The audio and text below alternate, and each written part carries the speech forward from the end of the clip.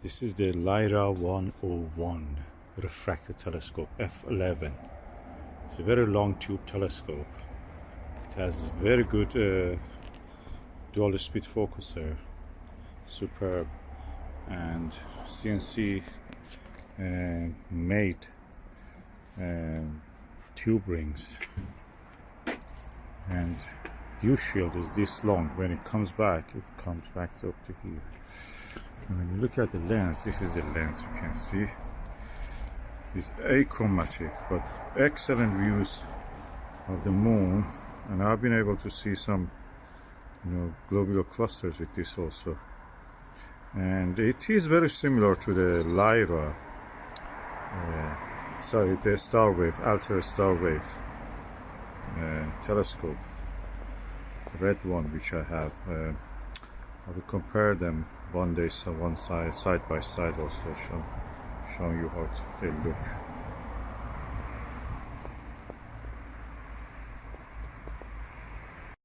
I'm using the Astro-Physics Everbright 2-inch diagonal. I can use a straight through with some extension tubes. At the moment I just fancy doing this.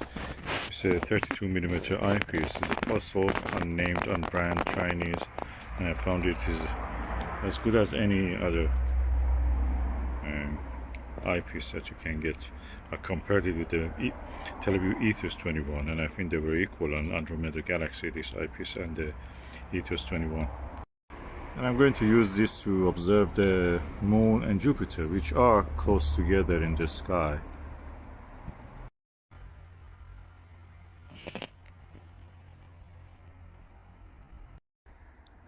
Okay, I'm using the SVBony 3 to 8mm zoom eyepiece and this Lyra 101, and I can say that the image is very good of the. I'm looking at the Jupiter. It's just inferior to the ED 120, Skywatcher ED 120, but at the level and the clarity of what you see, the EVO Star 90 slightly better. At the same time, the balance of it, because it's a tube which has no conical shape, is very well balanced. When you change focus or go back and forth, really stays at the focus, doesn't go the telescope don't go up or down. With the ED 120, because it's very heavy, a slightest change in the focus will actually take it a little bit out of balance, and then you will have drift upward and downward due to the mount. Maybe have a little bit lag also. And but this one, no, it doesn't have it doesn't pose such a problem. Jupiter, I've pumped it up to 3.5mm. It deteriorates a little bit when 3.5mm, but you can see what you could see with the 8mm up to 5mm bigger.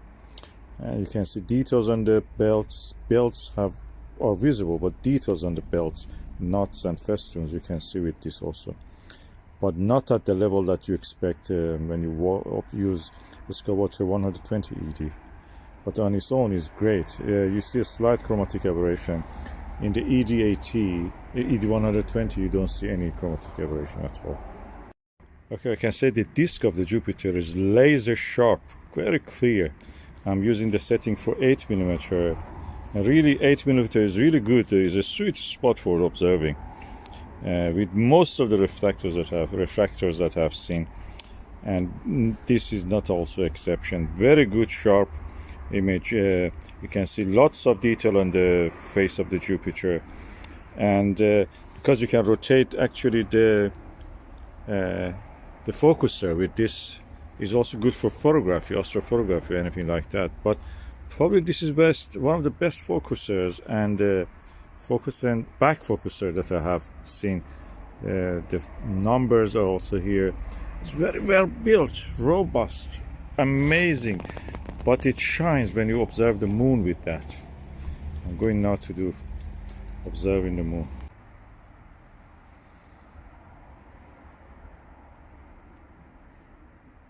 Probably some of the sharpest views of the moon with this 32mm eyepiece, unbranded, and Lyra 101. It just reminds me of how nice it was when I was using it from inside a windowsill.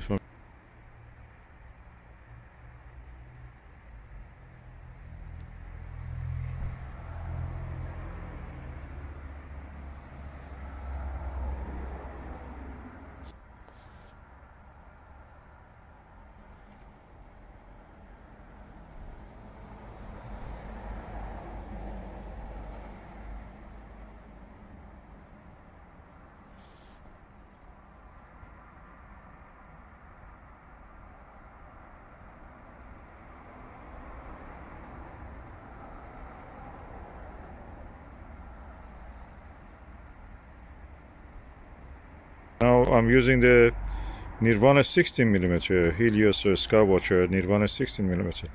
One of the easiest and sharpest eyepieces I've ever seen. It's an 82-degree eyepiece, so quite brilliant eyepiece.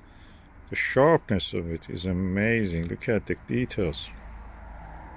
Let me just zoom on this one part. Also easy for me to hold it against the screen, much easier. So I changed it now to a standard Leica. In the setting of this mobile phone camera is a Huawei, so you can see it actually without much those red and other colors. That was all because of the camera. It was the wrong setting.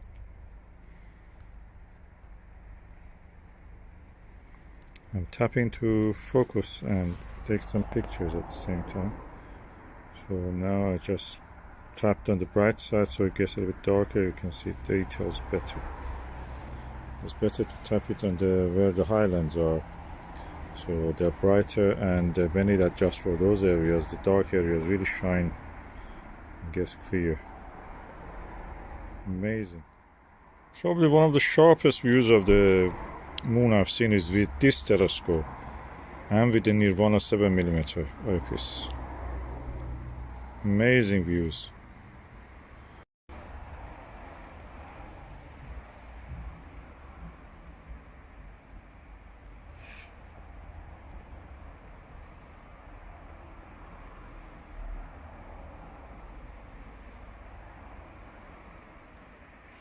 Seven millimeter Nirvana.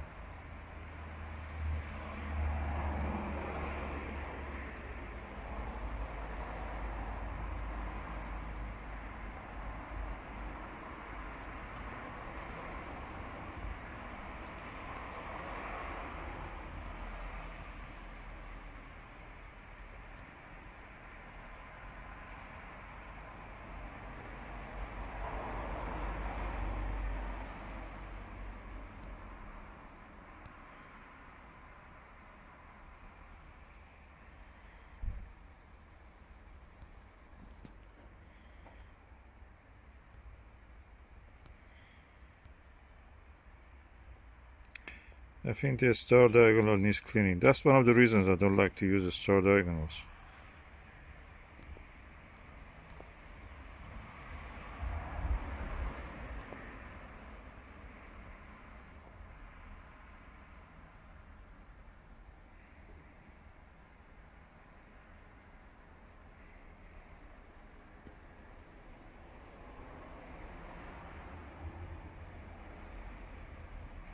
People search on this dark side of the moon, now that is an image, for flash of the impacts of meteoroids on the moon.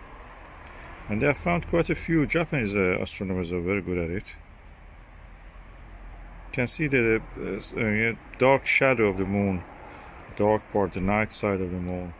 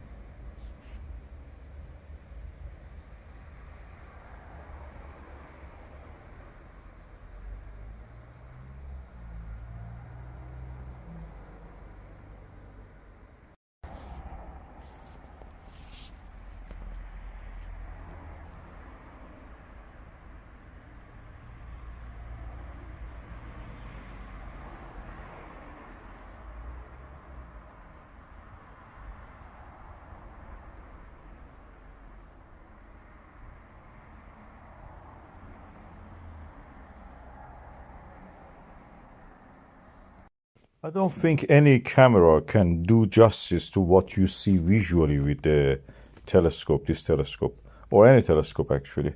So these are some still images, and I've tried to some of them a little bit enhanced on the mobile phone, which is just the app of the camera.